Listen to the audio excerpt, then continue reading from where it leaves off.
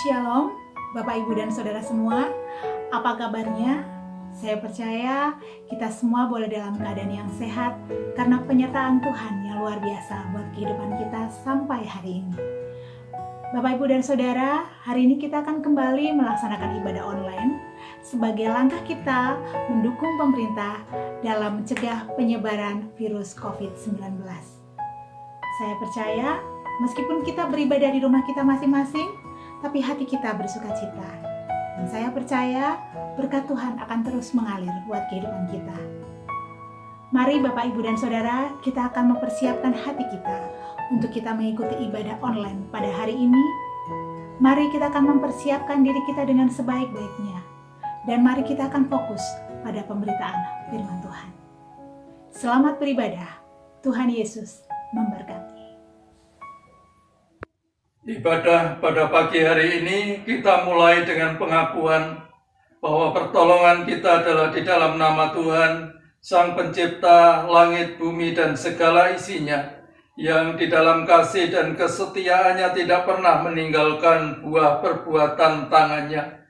Kiranya turun atas saudara-saudara sekalian anugerah dan sejahtera di dalam nama Allah Bapa, Putra, dan Roh Kudus. Amin.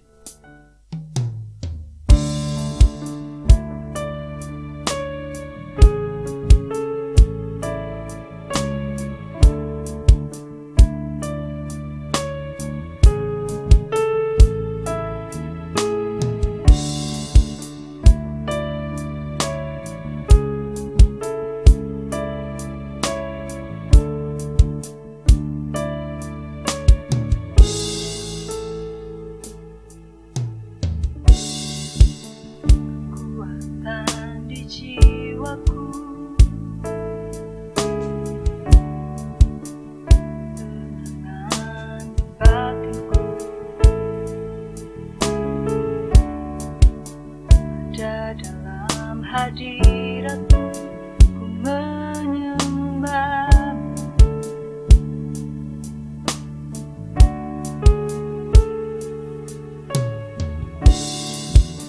Sungguhku di kaki-Mu, rasakan hadirat-Mu. Akan ku melepaskan-Mu, Kau cahaya bagiku, mengiringku seumur hidupku, masuk dalam rencana-Mu Bapa. Pikiranku, kehendakku, ku serahkan padamu. Harapanku hanya di dalam-Mu, ku kan teguh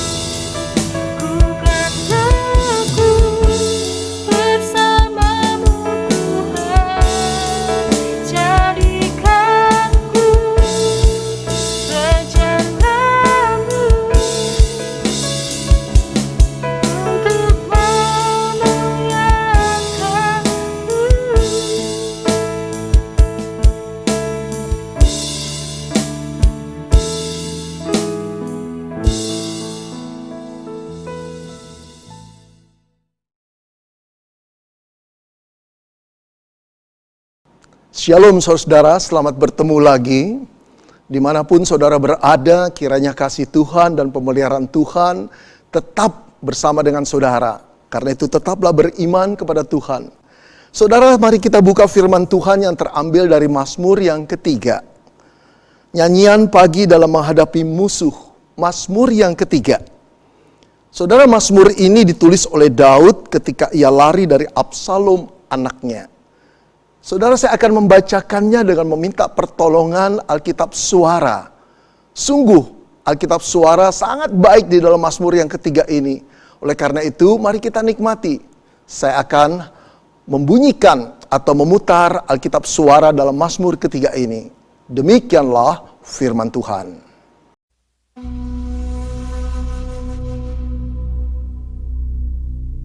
Mazmur Daud ketika ia lari dari Absalom anaknya. Ya Tuhan, betapa banyaknya lawanku. Banyak orang yang bangkit menyerang aku. Banyak orang yang berkata tentang aku, baginya tidak ada pertolongan daripada Allah. Selah. Tetapi Engkau Tuhan adalah perisai yang melindungi aku. Engkaulah kemuliaanku dan yang mengangkat kepalaku.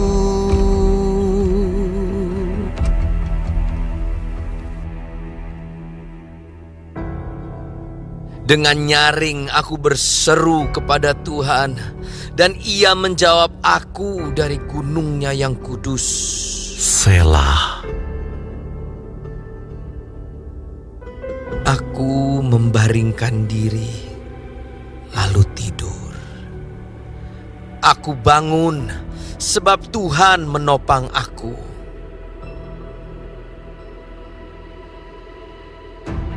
Aku tidak takut kepada puluhan ribu orang yang siap mengepung aku. Bangkitlah Tuhan, tolonglah aku ya Allahku. Ya, Engkau telah memukul rahang semua musuhku dan mematahkan gigi orang-orang fasik. Dari Tuhan datang pertolongan. Berkat-Mu atas umat-Mu. Selah.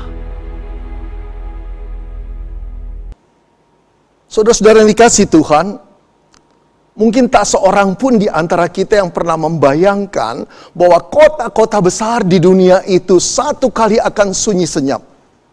Kota-kota seperti New York, LA, kota-kota seperti Bangkok, kota-kota seperti Jakarta akan sunyi senyap yang biasanya padat sekali dikunjungi oleh orang, saudara. Bahkan kalau di Jakarta, saudara, hanya saat Lebaran lah kota-kota itu akan menjadi kota Jakarta itu menjadi sunyi. Tapi hari ini orang tidak mudik, kota itu tetap sunyi. Dan tidak ada satu orang pun yang pernah membayangkan, saudara, satu kali produksi di pabrik-pabrik akan berhenti. Dan begitu banyak orang di PHK dan tidak boleh bekerja lagi. Saudara, sulit dibayangkan satu kali kita bersapa dengan masker. Orang senyum di balik masker dan kita tidak tahu dia senyum apa dia kesal. Oh saudara-saudara, tidak pernah dibayangkan bahwa ketakutan akan menjadi satu bagian yang universal dari dunia ini. Semua itu terjadi dalam hitungan beberapa bulan saja. Saudara, padahal memasuki tahun baru 2020. Orang optimis dengan ekonomi dunia akan bertumbuh, termasuk juga ekonomi Indonesia. Saudara-saudara, sekarang orang harus masuk ke dalam rumah masing-masing, berkumpul dengan keluarga. Berkumpul dengan keluarga 1-2 minggu menyenangkan, saudara. Tapi setelah jalan 1 bulan, 2 bulan, mulai ada kebosanan, mulai ada melihat kekurangan pasangan masing-masing. Entah itu juga orang tua, entah itu anak. Oh saudara-saudara, mulai terjadi pertengkaran, mulai terjadi perselisihan. Belum lagi saudara-saudara kekhawatiran.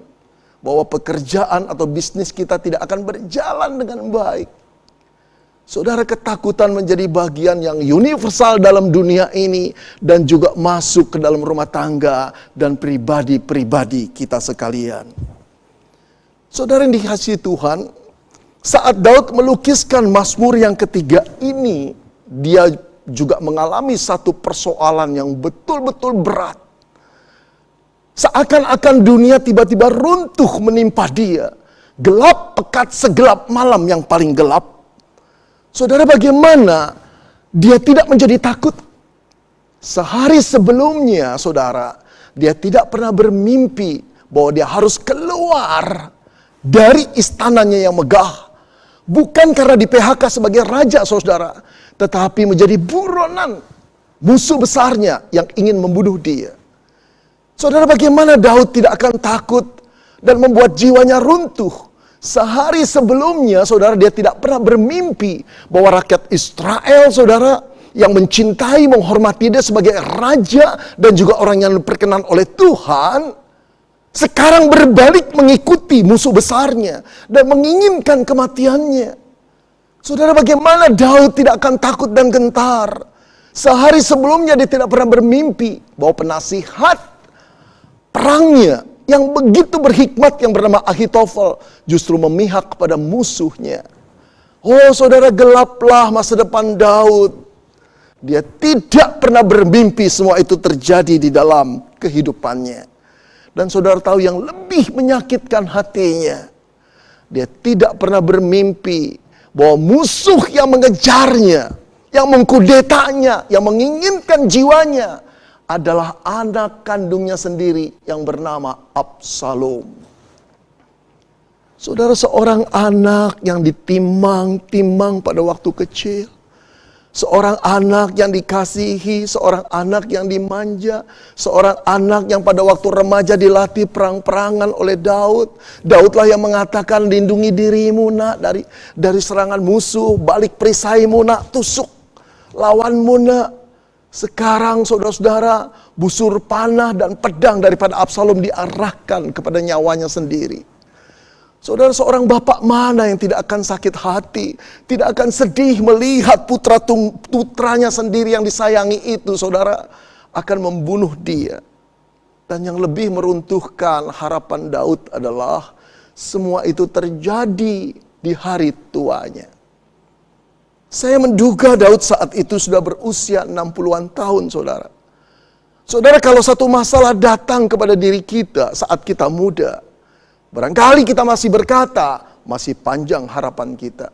Masih panjang umur kita. Masih banyak energi kita.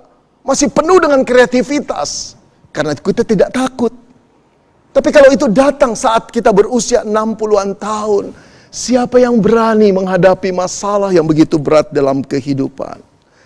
Saudara yang dikasihi Tuhan, yang lebih menyedihkan adalah pada waktu Daud melarikan diri dari istananya, menyeberangi sungai Kidron dan menaik bukit Zaitun.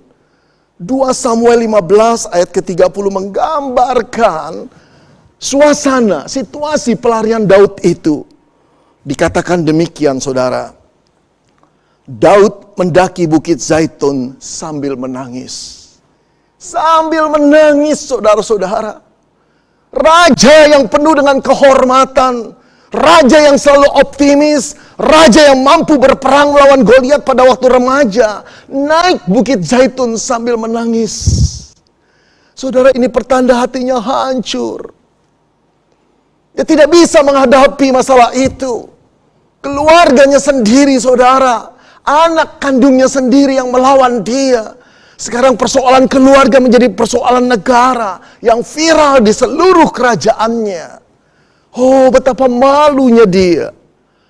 Lalu dikatakan lagi, saudara, kepalanya berselubung. Ia berjalan sambil menangis dan kepalanya berselubung. Seperti orang yang menutup dengan jilbab gini, saudara. Dia berjalan menundukkan. Dia tidak ingin wajahnya dilihat orang. Pertanda apa, saudara? Malu luar biasa. Kehormatannya hancur, lebur. Dengan peristiwa keluarga yang membesar seperti ini, dia lari sebagai buronan dikejar anaknya sendiri. Saudara-saudara, hilanglah kehormatan Daud, habislah martabat Daud. Lalu dikatakan dia berjalan dengan tidak berkasut, tidak bersandal, saudara. Ini untuk melukiskan bahwa Daud tidak punya apa-apa lagi. Pelariannya terlalu mendadak. Tidak ada yang bisa dibawa, saudara. Dia sudah tidak punya apa-apa lagi. Oh, saudara-saudara, pukulan berat sekali buat seseorang yang bernama Daud. Seorang raja yang diurapi Tuhan, seorang raja yang selalu dihormati oleh rakyatnya, seorang raja yang penuh kasih sayang terhadap anak-anaknya, tapi hari tuanya mengalami masalah yang begitu berat. Lalu apa yang diperbuat Daud, saudara? Apakah ia tenggelam di dalam penyesalan dirinya karena ia tidak mampu mendidik anaknya Absalom dengan baik? Apakah ia menyesali diri karena terlalu memanjakan Absalom? Atau dia menyesali diri, saudara, karena terlalu sibuk dengan tugas kerajaannya, dengan profesinya? Atau dia menyalahkan Tuhan? Dia bisa saja berkata, aku telah menjadi bapak yang baik, aku telah menjadi raja yang baik, tapi kenapa engkau berbuat seperti demikian? Atau, saudara, pilihan terakhir adalah melakukan bunuh diri. Apakah itu yang diperbuat Daud? Saudara-saudara, sebelum kita melihat apa yang diperbuat Daud, izinkan saya bertanya pada saudara dan saya. Kita sekalian dipertanyakan oleh satu pertanyaan. Kalau kita berdiri pada posisi Daud, apa yang akan kita lakukan? Apakah kita akan berkata, masih ada hari depan di depanku? Atau kita berkata, aku tidak takut, karena aku tahu Allah beserta dengan aku. Atau kita berkata, Tuhan, cabutlah nyawaku. Cabutlah nyawaku, Tuhan, aku tidak kuat lagi menanggung penderitaan seperti ini. Tuhan, aku tidak berdaya lagi. Aku ingin pulang, Tuhan. Apakah itu, saudara-saudara? Saudara-saudara, ketika Daud mengalami persoalan yang berat, pada akhir mazmurnya dia ingin berteriak kepada Israel, dari Tuhan datang pertolongan. From the Lord comes deliverance. Saudara, ini ditegaskan kepada orang-orang Israel yang membaca mazmurnya.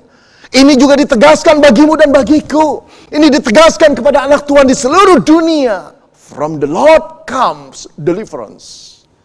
Dari Tuhan datang pertolongan. Oleh karena itu, saudara-saudara, Daud ingin berkata, jangan takut, jangan menyerah, jangan putus asa.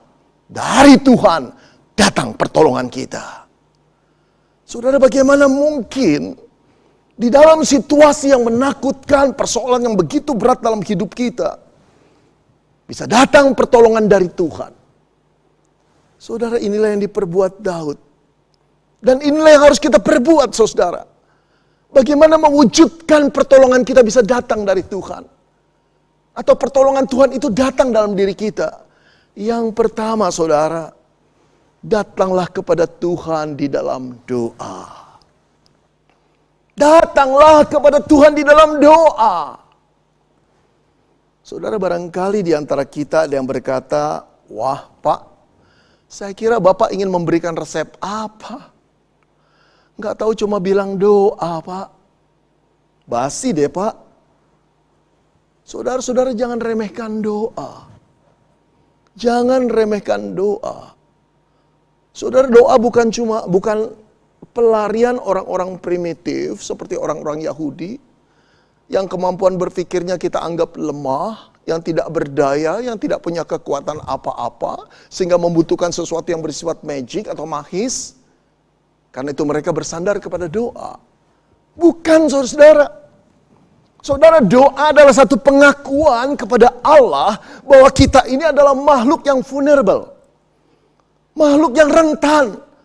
Makhluk yang tidak tahu bagaimana melindungi diri kita sendiri. Bahkan dari virus yang kecil yang tidak kelihatan kita pun tidak mampu. Yang bisa kita lakukan cuma cuci tangan dan jaga jarak. Kita tidak tahu siapa lawan kita. Kita tidak tahu ada di mana kita. Oh saudara, kepandaian manusia di depan Allah seperti hikmat yang terlalu bodoh. Doa melukiskan Tuhan aku tidak berdaya. Tapi doa juga merupakan satu pengakuan kepada Allah. Engkaulah satu-satunya sumber pertolongan kami Tuhan. Kami mengaku Tuhan, tanpa Engkau kami tidak mungkin hidup dan melindungi diri kami. Doa. Saudara, dalam menghadapi masalah yang begitu berat, saat musuh mengepung bukit Zaitun, Daud datang kepada Tuhan di dalam doa. Pada ayat kedua, saudara, Daud berkata kepada Tuhan, "Ya Tuhan, betapa banyaknya lawanku. Banyak orang yang bangkit menyerang aku. Banyak orang yang berkata tentang aku.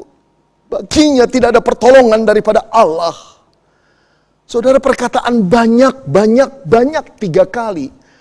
Cuma mau melukiskan Tuhan, aku punya persoalan yang begitu berat. Daud datang seperti kanak-kanak datang kepada papanya.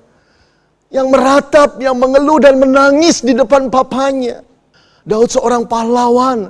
Daud orang yang berkenan dan dihormati oleh orang-orang Israel.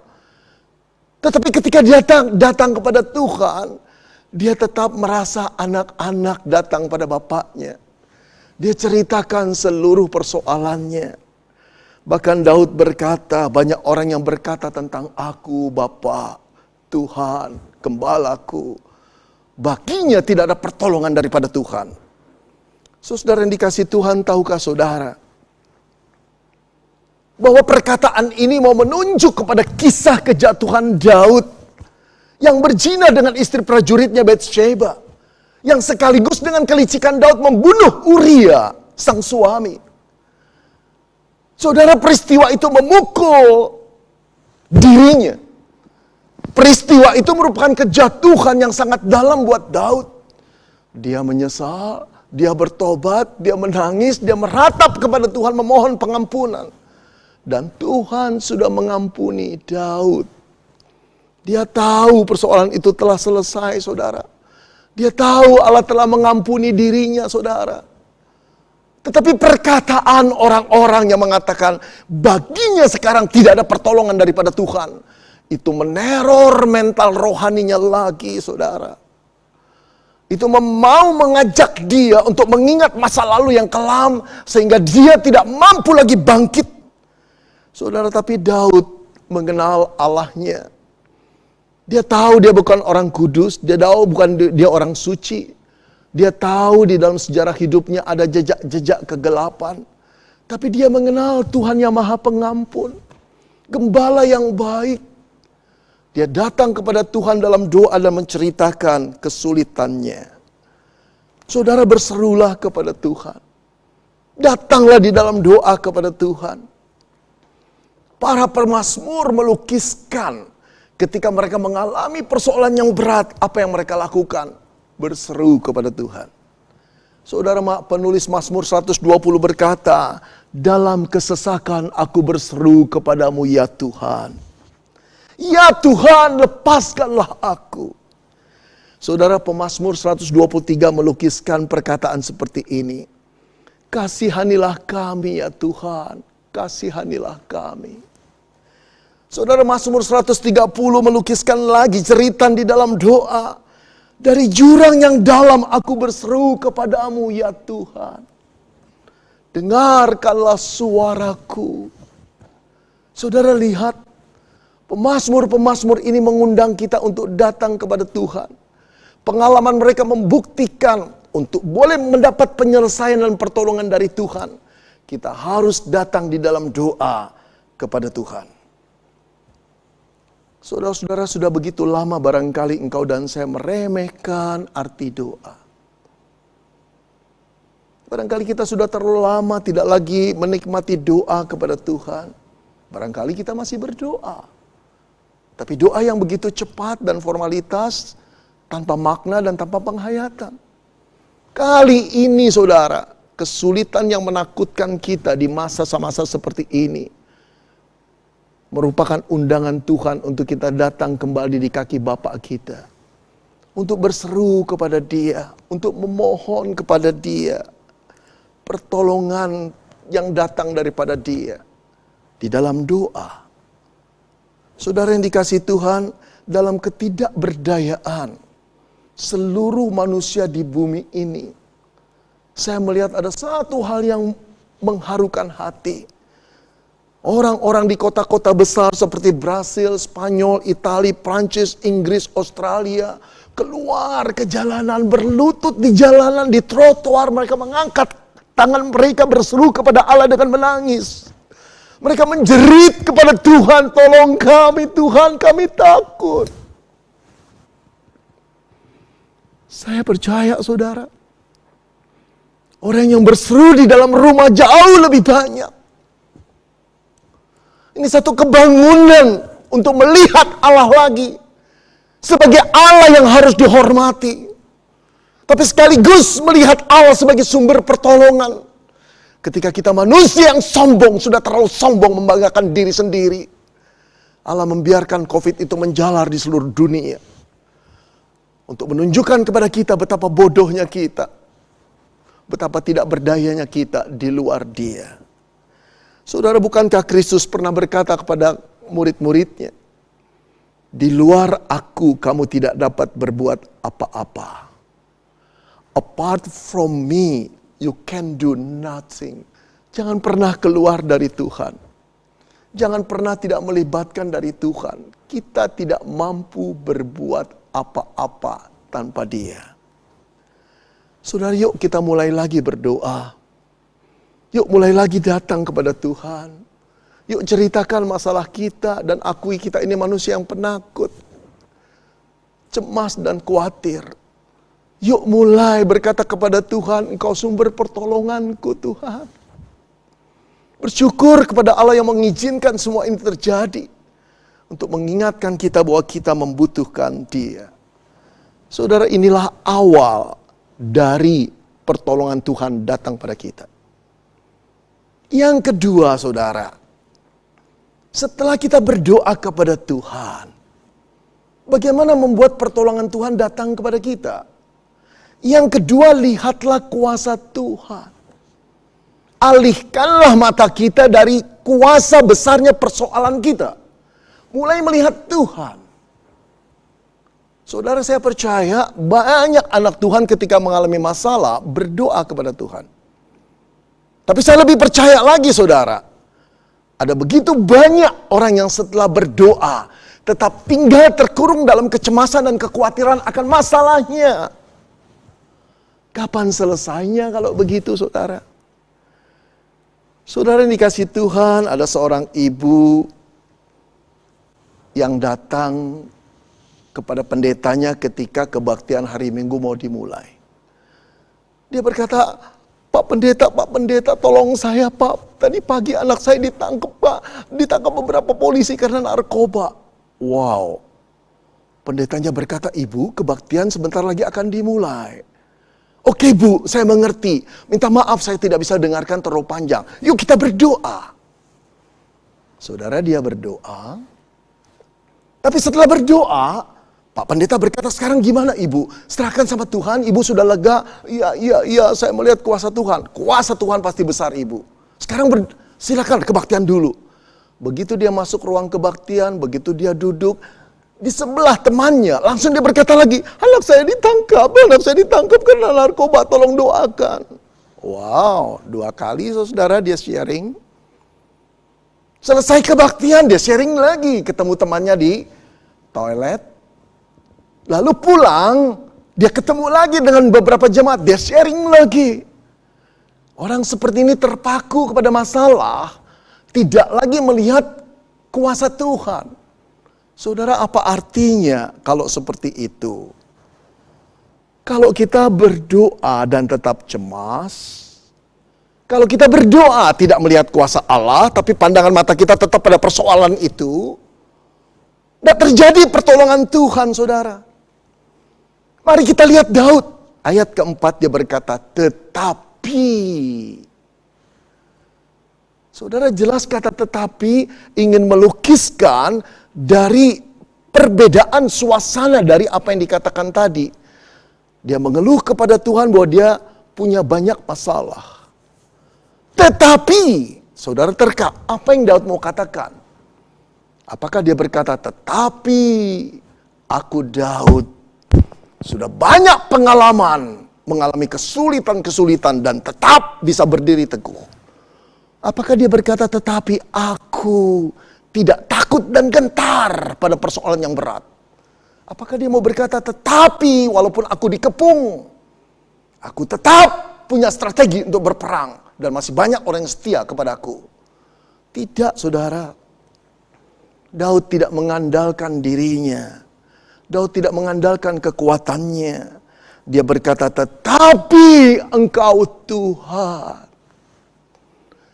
Saudara, Daud mulai melihat Tuhan di dalam mata rohaninya. Tetapi Engkau Tuhan.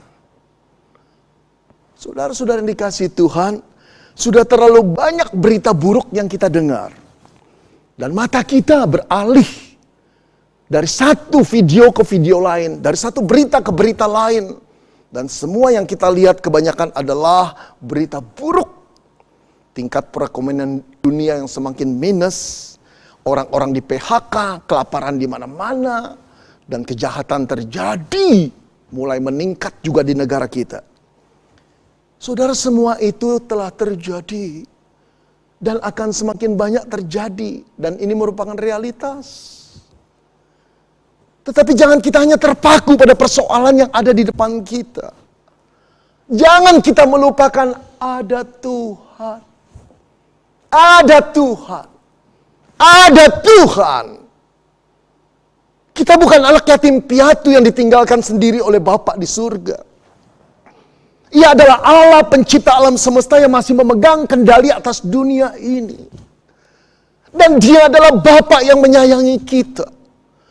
Yang selama ini melindungi kita dan memelihara kita dengan kasih setianya yang besar. Ada Tuhan, saudara. Jangan terpaku pada besarnya masalah. Terus-menerus bergumul dengan kecemasan dan kekhawatiran dan ketakutan. Rontoklah mental rohani kita. Mulailah seperti Daud dan berkata, tetapi Engkau Tuhan. Ayo lihat. Ancaman yang menakutkan itu realitas. Tetapi keberadaan Tuhan juga realitas, saudara-saudara. Tuhan bukan cuma imajinasi manusia. Tapi Dia adalah pribadi yang nyata. Bahkan Dia pribadi yang menciptakan dunia ini. Dan sekaligus memelihara engkau dan saya. Realitasnya Daud tahu. Bukit Zaitun sedang dikepung oleh pasukan-pasukan. Ribuan orang dari pasukan Absalom. Saudara, dalam ayat ke-7 dikatakan, aku tidak takut kepada puluhan ribu orang yang siap mengepung aku. Jadi ada puluhan ribu orang, saudara, yang mengepung Bukit Zaitun. Yang setiap waktu tentara itu bisa naik dan membunuh Daud. Namun mata rohani Daud yang telah beralih kepada Tuhan berkata, tetapi Engkau Tuhan adalah perisai yang mengelilingi aku. Saudara, aneh bukan? Perisai yang mengelilingi. Biasanya perisai itu cuma satu sisi, saudara. Kalau perisai dipakai untuk menutup badan seorang tentara dari tusukan lawan di sebelah kiri, dia tidak bisa melindungi dari depan, dari kanan, dan dari belakang, bukan? Apalagi dari atas. Kalau perisai itu dipakai untuk melindungi serangan dari depan, tentu saja kiri dan kanan kosong, apalagi belakang. Tetapi Daud di dalam mata rohaninya ketika melihat Tuhan, dia berkata, Engkaulah perisai yang mengelilingi. You are a shield around me. Mengelilingi aku, mengepung aku. Musuh mengepung Daud, tapi perisai Tuhan juga mengepung, melindungi, mengelilingi Daud. Oh saudara-saudara, ini kedahsyatan iman Daud kepada Tuhan. Dan itu cocok dengan keberadaan Tuhan yang mengelilingi dia. Saudara, itu sebabnya dia tidak takut sama sekali. Saudara-saudara, saya pernah berada begitu dekat dengan beberapa singa yang sangat buas. Cuma beberapa senti di depan saya. Dan bukan hanya seekor, saudara. Ada 3-4 ekor yang mengelilingi saya. Tapi saya dengan penuh keberanian membuat satu gerakan dengan telunjuk saya, menunjuk-nunjuk hidung singa itu. Dia mengaum-ngaum. Saya tidak takut, saudara. Kenapa saya tidak takut? Jawabnya karena saya ada di sebuah mobil. Dan itu ada di taman safari. Saya terlindung dengan kaca mobil yang tidak mungkin ditembus oleh singa-singa yang mengaum. Oh saudara, seperti itulah Tuhan melindungi engkau dan saya. Kalau Daud dilindungi Tuhan, engkau dan saya pun dilindungi Tuhan. Sekali Tuhan menggenggam orang pilihannya, siapakah yang akan mampu merebutnya? Tidak ada, saudara. Karena itu amanlah percaya kepada Tuhan. Karena itu nyamanlah di dalam genggaman Tuhan. Jangan takut lagi. Saudara yang dikasihi Tuhan, di dalam pandangan mata rohani Daud, Daud meneruskan puisinya dan berkata begini. Selain Allah adalah perisainya, Daud berkata, engkaulah kemuliaanku. Padahal pada waktu pagi itu dia melarikan diri dan naik ke Bukit Sion, saudara. Dia naik dengan hati yang hancur. Dia malu luar biasa, kemuliaannya porak-poranda karena perbuatan anaknya Absalom. Tapi ketika dia mengalihkan matanya kepada Tuhan, dia melihat Tuhanlah sumber kemuliaannya yang akan menegakkan martabatnya kembali. Lalu dia berkata lagi, dan engkaulah yang mengangkat kepalaku. Padahal waktu naik ke Bukit Sion dia berselubung, saudara. Tanda malu sekali. Tetapi ketika dia melihat Tuhan, Tuhanlah yang mengangkat kepalanya lagi. Itu pertanda nanti seluruh kehormatannya akan ditegakkan oleh Tuhan. Saudara, itulah iman Daud kepada Tuhan. Yang harus menjadi kepercayaan kita juga kepada Tuhan. Berdoa kepada Tuhan. Setelah itu apa yang kita lakukan? Lepaskan kekhawatiran pandangan kita. Mulailah memandang pada besarnya kuasa Tuhan. Bapa kita yang tak pernah meninggalkan kita. Oleh karena itu pada ayat yang kelima Daud menutupnya. Dengan nyaring aku berseru kepada Tuhan. Dan ia menjawab aku dari gunungnya yang kudus. Daud menaikkan doa itu dengan nyaring. Dengan satu keyakinan. Bahwa Allah adalah sumber pertolongannya. Saudara yang dikasih Tuhan. Yuk kita berdoa lagi kepada Tuhan. Berdoa dan mulai alihkan pandangan mata rohani kita kepada Tuhan. Dia Allah yang maha kuasa. Dia pemegang jalannya dunia ini. Tidak ada sesuatu pun yang bisa terjadi di luar kehendaknya. Dia Bapa kita yang baik, yang tahu kebutuhan kita. Dia adalah benteng yang teguh. Dia adalah perisai yang kokoh buat kita. Dia tidak pernah melupakan kita. Percaya kepada Tuhan, lihat kuasanya. Dan yang ketiga, saudara, yang terakhir. Bagaimana pertolongan Tuhan bisa datang kepada kita? Percaya penuh kepada Allah. Percaya penuh kepada Allah. Saudara, izinkan saya bertanya pada saudara. Coba terka, saudara.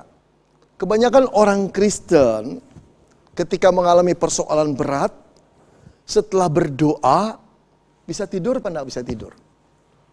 Saudara mungkin tertawa lihat karena tahu jawabannya. Kebanyakan orang Kristen setelah berdoa, malah tidak bisa tidur, bukan? Sampai jam 2, jam 3 pagi belum bisa tidur, setengah 4 mulai mengambil obat tidur dan meminumnya. Saudara, tidak salah juga minum obat tidur kalau tidak bisa tidur. Tidak salah juga. Karena itu memang kita butuhkan. Tapi kalau itu terjadi terus menerus dan setiap malam, itu berarti jiwa Anda dan saya gelisah. Setelah berdoa, setelah lihat kuasa Tuhan, kenapa tidak bisa tidur? Karena belum ada penyerahan sepenuhnya kepada Tuhan. Saudara, berbeda dengan Daud. Di ayat ke-6 dikatakan, aku membaringkan diri lalu tidur. Padahal musuh masih mengepung. Pasukan Absalom ribuan orang banyaknya siap untuk menyerang. Menangkap Daud dan menebas lehernya, saudara. Tapi dia tidur setelah dia berdoa. Setelah dia melihat kuasa Tuhan, dia tidur. Saudara, bagi saya ada dua macam orang yang bisa tidur di tengah-tengah situasi yang sangat menakutkan dan mengancam jiwanya. Yang pertama adalah orang gila, saudara. Yang kehilangan kesadarannya akan realitas. Dia tidak merasa terancam walaupun musuh mengancam, karena dia gila. Tapi yang kedua, orang yang percaya penuh bahwa tidak ada satu orang pun yang bisa menjamah dia di luar kehendak Tuhan. Ia yakin dan percaya bahwa Allah menjaga dia. Maka tidurlah Daud. Saudara, saya kira inilah Daud. Dia telah bergaul dengan Allah sejak dia muda. Dia telah mengalami banyak goncangan di dalam kehidupannya. Dia telah mengalami begitu banyak mara bahaya, tombak, panah, dan pedang yang siap membunuh dia. Tapi dia mengerti Tuhan itu gembalanya, yang menjaga dia senantiasa. Dan dia adalah gembala yang bisa dipercaya. Sekalipun dia berjalan dalam lembah kekelaman, Allah tidak pernah meninggalkan dia. Nah, pengenalan akan Allah inilah yang menjadi modal Daud untuk tidur dengan nyenyak di tengah-tengah kepungan musuh. Itu pertanda dia menyerahkan seluruh hidupnya di dalam tangan pegangan Tuhan. Bapa, gembala, pencipta, sahabat yang dapat dipercaya.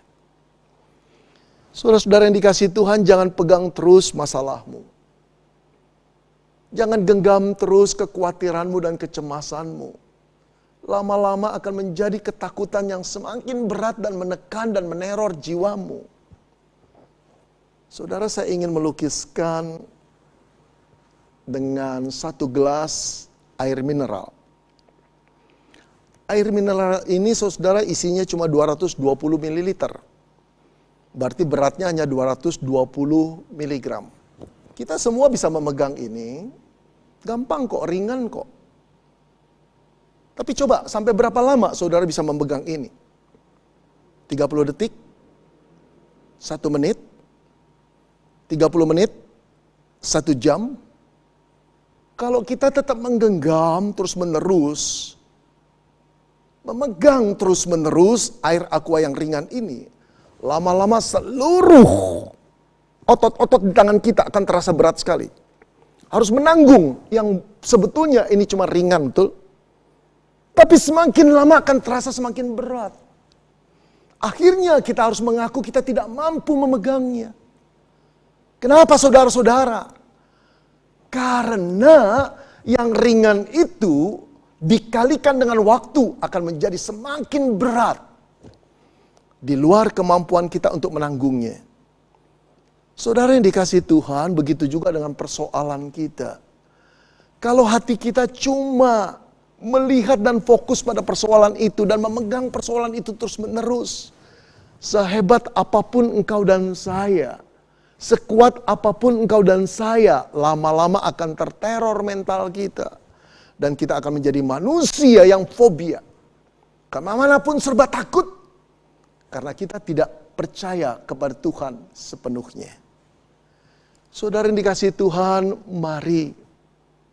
Ada Tuhan. Ada Tuhan dalam persoalan kita. Ada Tuhan di dunia yang universal ini sangat menakutkan. Sangat cemas dan sangat khawatir. Ada Tuhan. Barangkali engkau boleh berkata kepada Tuhan, Tuhan, PR hidupku terlalu berat. Aku tidak mampu. Saya percaya Dia Bapa yang baik. Yang akan mengambil beban kita, PR-PR kita. Untuk diselesaikannya. Atau Dia memberi kekuatan kepada kita. Untuk menanggungnya. Saudara, saya ingat ketika anak saya kecil, saudara. Berusia kira-kira 8 tahun. Di kelas 3 SD. Dia mempunyai beban pelajaran yang begitu berat sekali. Sampai harus ngeles, saudara, karena Dia harus ngeles untuk boleh mengatasi pelajaran-pelajaran yang begitu banyak yang membuat dia di luar pengertian dia. Aduh kasihan saudara, pergi sekolah jam 7, masuk setengah 8, pulang kemudian jam 1, setelah itu makan, ngeles lagi sampai jam 4. Setelah jam 4 dia pulang ke rumah, mandi, lalu jam 7 mulai belajar lagi, kadang-kadang sampai jam 10 malam. Saudara, saya masih ingat satu kali ketika saya pulang bersama istri saya dari pelayanan gereja. Saya melihat anak saya yang berumur 8 itu sedang tidur di meja belajarnya. Aduh, hati saya nggak tega melihatnya, saudara. Sudah seperti itu dia belajar di meja itu tiap-tiap malam. Tapi sekarang dia tertidur. Saudara, istri saya datang dan membangunkan dia. Seperti biasanya istri saya bertanya, sudah selesai belum? Seperti biasa juga pasti jawabannya saya sudah tahu, belum. Pasti istri saya akan berkata begini, ayo cepat kerjakan, selesaikan, sudah malam ini. Tapi sebelum istri saya bicara seperti itu, saudara, anak saya memegang tangan mamanya, menatap mamanya, lalu berkata begini, Mama, boleh gak saya mohon sama Mama? Mohon apa? PR saya terlalu banyak, saya gak kuat, saya sudah capek, saya gak bisa. Lalu mau apa kamu? Mau gak Mama bikinin PR saya? Oh, saya tahu jawabannya, saudara. Istri saya orang yang disiplin, tegas. Pasti jawabannya, tidak nak, ini bagian kamu bukan bagian Mama. Kerjakan sendiri. Tapi malam itu malam keajaiban, saudara.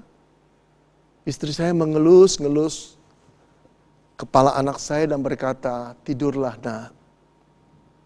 Mama tahu PR-mu begitu banyak. Nanti Mama yang mengerjakannya. Saudara, matanya bersinar. Ada 1-2 jatuh air mata, tanda dia sangat terharu oleh kasih mamanya. Lalu dia cuci kaki, saudara, sikat gigi, saya ganti baju. Ketika saya balik dari ganti baju, anak saya sudah masuk, tertidur pulas, saudara. Saya masuk ke kamarnya, lihat dia sudah tidur. Saya berkata dalam hati begini sembari memandang wajahnya. Nak, kamu kok bisa tidur di tengah-tengah PR yang banyak? Gimana sih kamu? Tapi dalam hati saya berkata begini, tapi Papa bangga sama kamu nak. Di tengah-tengah PR yang begitu banyak kamu bisa tidur. Imanmu seperti Daud. Oh saudara yang dikasih Tuhan, saya terharu sekali. Keluar dari kamarnya saya berpikir, kenapa ya anak saya bisa tidur? Yang pertama, dia percaya kepada janji mamanya. Tidurlah nak, Mama yang akan mengerjakan. Yang kedua, dia tahu mamanya mampu menyelesaikannya. Saudara-saudara, saya berkata kepada Tuhan, Tuhan, aku ingin iman seperti anak kecil itu. Yang percaya kepadamu total, menyerah, berserah, tidak mendua, tidak meragukan. Bapa itu Allah yang bisa dipercaya. Saudara, Daud berkata, aku berbaring lalu tidur. Setelah itu esok pagi, apakah masalahnya selesai?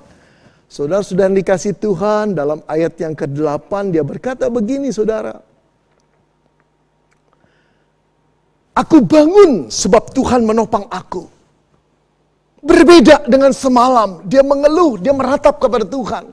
Tapi setelah bangun tidur di pagi hari dia berkata, aku bangun sebab Tuhan menopang aku. Ada kekuatan daripada Tuhan. Lalu apakah masalahnya selesai? Lalu apakah pasukan yang mengepung dan membunuh dia di kaki bukit Zaitun itu telah pergi? Jawabnya belum. Kenapa belum? Sebab dia masih berdoa lagi kepada Tuhan. Bangkitlah Tuhan, tolonglah aku ya Allahku. Ya, karena Engkau telah memukul rahang semua musuhku dan mematahkan gigi orang-orang fasik. Musuh masih mengepung dia. Dia masih berseru sekali lagi kepada Tuhan untuk bangkit membela dia. Lalu barangkali engkau dan saya bertanya, apa gunanya Daud berdoa? Apa bedanya setelah dia beriman dengan tidak beriman? Beda, saudara. Saat dia berdoa kepada Tuhan, dia datang dengan meratap. Tapi pagi itu, walaupun masalahnya belum selesai, ada sesuatu yang berubah dalam diri Daud. Mental dia, keberanian dia, sandaran dia dalam menghadapi masalah yang menakutkan di depannya. Dia tahu dia tidak sendiri. Tapi Tuhan Allah yang dikasihi beserta dengan dia. Saudara, sejarah membuktikan bahwa Allah tidak menyia-nyiakan iman Daud. Kepercayaan Daud kepadanya. Satu kali kelak Allah menuntun Daud untuk pulang ke Yerusalem. Kembali ke istananya mengalahkan pasukan Absalom. Saudara, dia kembali menjadi raja. Disinilah Mazmur ini berbunyi bagi Israel. Daud hendak berkata bagi Israel demikian. Dari Tuhan datang pertolongan. Daud ingin berseru kepada setiap orang percaya.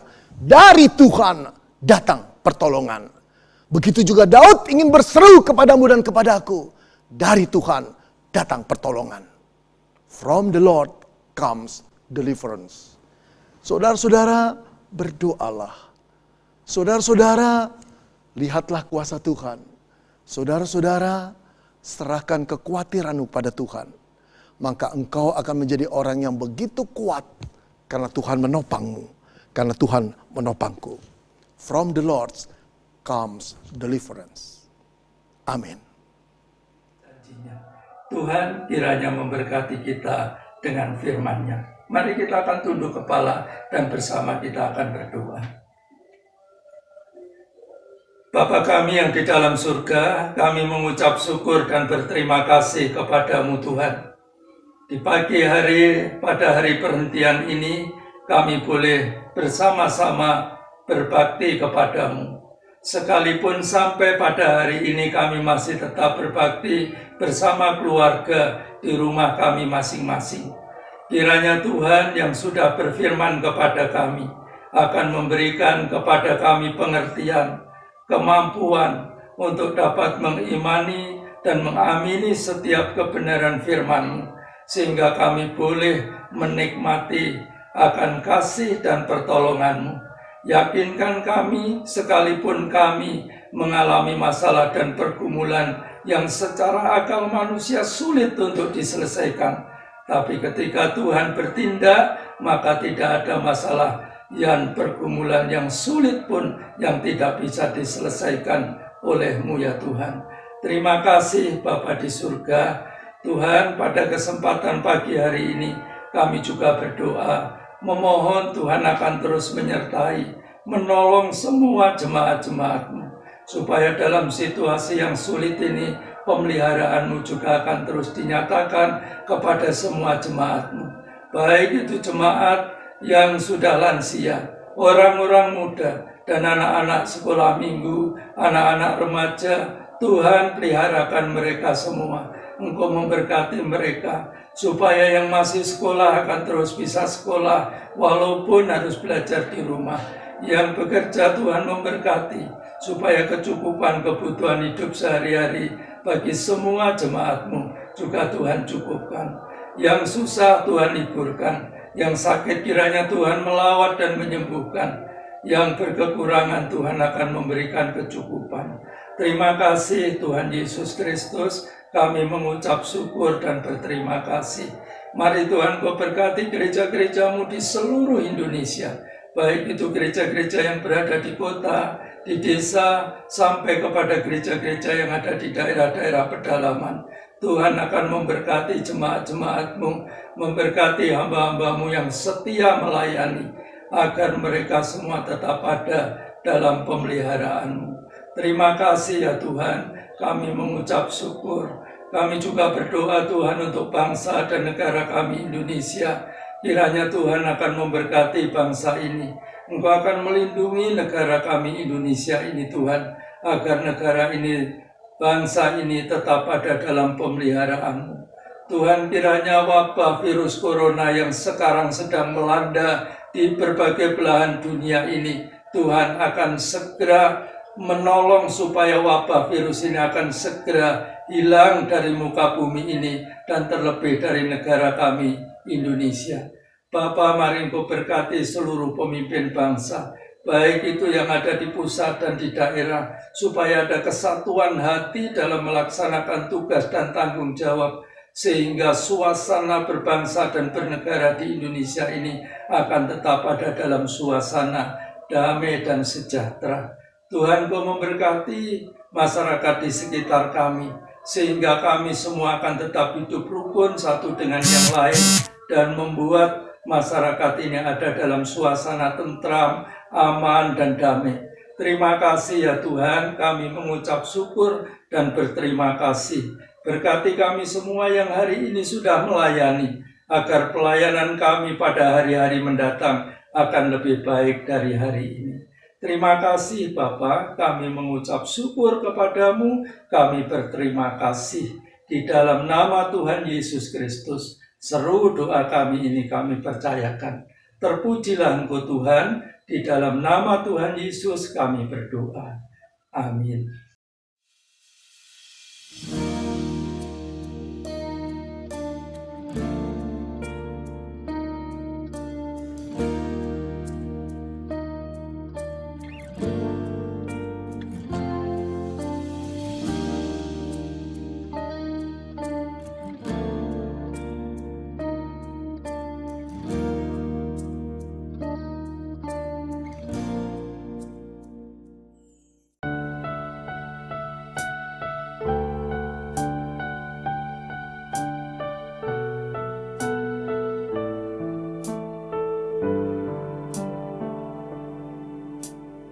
Bapa, Kau setia.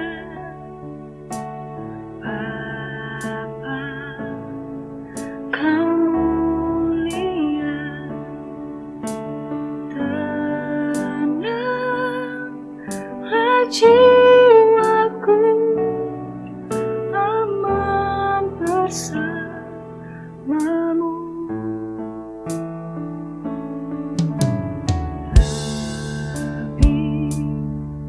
Dari harta, Kaulah segalanya.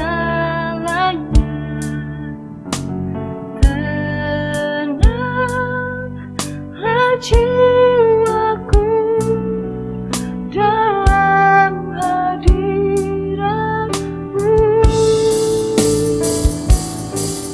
Kau tunjukkan kasih setiamu, Kau menyediakan yang ku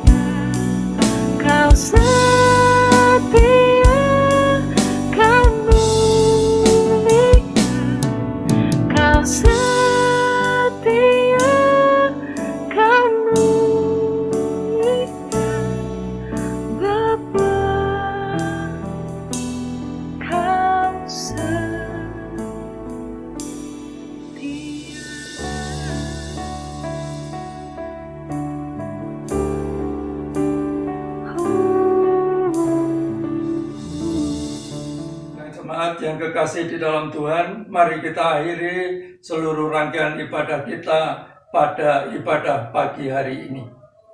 Saudara, mari kita mengakhirinya dalam damai sejahtera Tuhan, dan kini terimalah berkat-Nya. Tuhan memberkati engkau dan melindungi engkau. Tuhan menyinari engkau dengan wajah-Nya dan memberi engkau kasih karunia. Tuhan menghadapkan wajah-Nya kepadamu dan memberi engkau damai sejahtera dari sekarang ini sampai selama-lamanya. Amin. Saudara-saudara, keluarga besar GKMI Fata yang dikasihi Tuhan, pada kesempatan ini saya ingin menyampaikan kepada Bapak, Ibu, dan Saudara, ketika Bapak, Ibu hari-hari ini ada masalah, ada pergumulan, Bapak, Ibu bisa menghubungi kami supaya menjadi pokok doa kami. Dan bersabarlah karena hari-hari ini ternyata kita tidak bisa saling mengunjungi, tidak bisa saling bertemu satu dengan yang lain.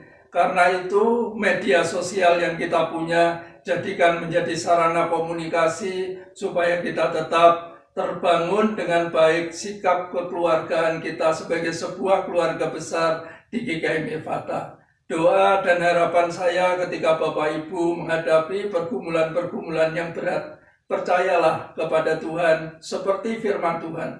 Seberat apapun masalah itu, percaya bahwa Tuhan pasti akan menyatakan pertolongannya tepat pada waktunya. Bersabar dan tetap bersukacita, jaga hati dan pikiran supaya damai sejahtera Tuhan selalu menjadi bagian dalam hidup kita. Tuhan kiranya memberkati Bapak, Ibu, Saudara sekalian untuk selama-lamanya.